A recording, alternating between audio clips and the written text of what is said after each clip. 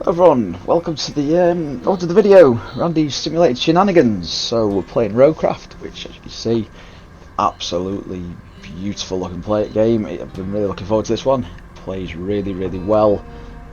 Obviously before I go into it, it is not Snowcraft, this is not Snowcraft 2, it's not Snow Runner, it's not anything like that.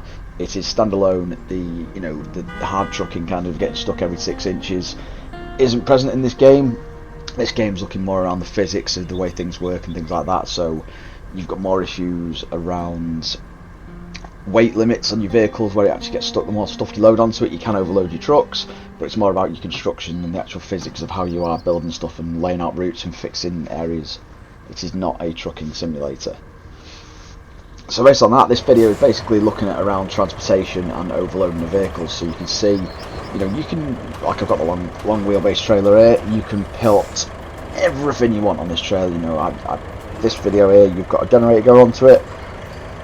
I'm then going to put a digger onto it. I've had concrete slabs on it, and it will move easier the less weight you put on it, which I know sounds daft, but it's something I didn't realise, and I was kind of like, well, I'll just do it in one run. I'll just, put as much stuff on this as I possibly can. What does it really matter? But you realise quite quickly you can't just ram everything you want onto this thing. So here's me first of all started off, it all goes so well, so we've got stuck a little bit of crack with the grader. But then we get the grader on, it fits nicely, it looks good. I'm started thinking I'll just take the grader all the way to the end and it'll, I can just get myself there, it won't be an issue. So we get the grader on and we're thinking, yeah, it'll be fine, it's just a grader, it's not going to cause much of an issue. But you'll soon realise, so obviously we get everything on, we've got it all set, and we set off. And downhill, fun enough, it's not an issue. And the downhill is quite nice and easy. So obviously we're looking at the graphics and the settings of this thing, it looks absolutely amazing. The rain coming down, the roads get more difficult to navigate as you're going around the roads. It is great fun. Obviously for anyone who recognises this map, this is Sunken, so you'll all know if you've played Sunken that this area is pretty much just a lake at this point. So I've put a bit of effort in just to make myself some nice little roads that go across the top of this, just to make things easier. So obviously we're transporting on this road, an overweight trailer doesn't really matter because it's not really going to cause much of a problem, because it's a nice smooth, tarmac surface, so a nice, overloaded trailer isn't going to cause too much of an issue. The issues do come though when you then decide you're going to start going up and around things. So if you see it's doing alright there, because it's not really that much of an issue. The issues come when you start heading up hills and things like that. Now, the solutions to this is quite simple. You could just get another truck in front of it and physically drag it and force it up the hills and around the areas you want to go. But realistically, it's not really a reasonable idea to try and haul things and drag things over the top of stuff that's not on the routes. You see here now, obviously I've got a massive generator on the back of there. I've got a grader on the back of there, and it just won't go up the hill. We're stuck there. So there is a solution that I got, was basically I got the big crane out and physically dragged it up the hill. Yeah, this is great, we managed to get it up the hill, but realistically it's going to get up the hill, it's going to get stuck on the next hill around the bend, it's going to get stuck on the next hill after that. It's just going to continuously keep getting stuck. So what you need to be looking at is, instead of taking one big run, doing two smaller runs. The grader can transport itself, the grader's pretty capable. So, instead of doing what I'm going to do now, which you'll see, this is one solution. You come down, you grab a bigger truck, you drive it up to the load that's stuck, and you physically drag it up the hill.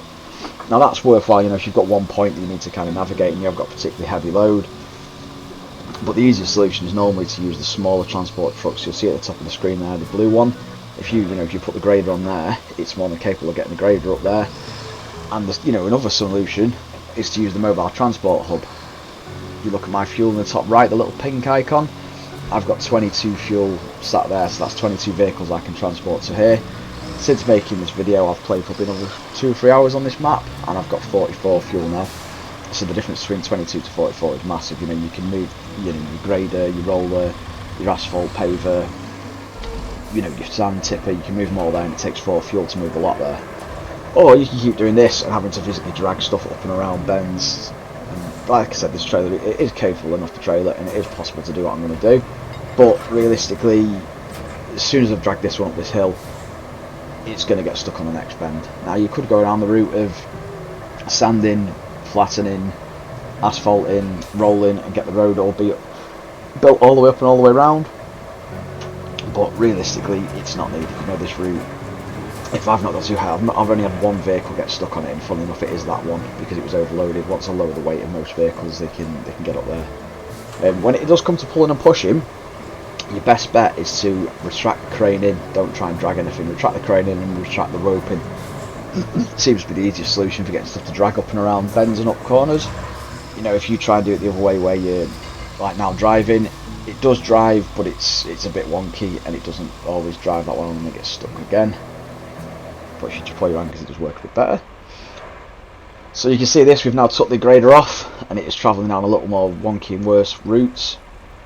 So it is still quite a heavy piece of kit that you've got on the back of here. So yeah, there is times when it gets stuck. So you've always, I don't find low gear does much, but pretty much your other two options, you know, your four-wheel drive and your diff lock is always pretty much on if you've got access to them. So this vehicle hasn't got access to them, so it's kind of just doing what it does on its basic stuff. But anyway, it has got a lot of wheels at the front of it, so it's not like it's an issue.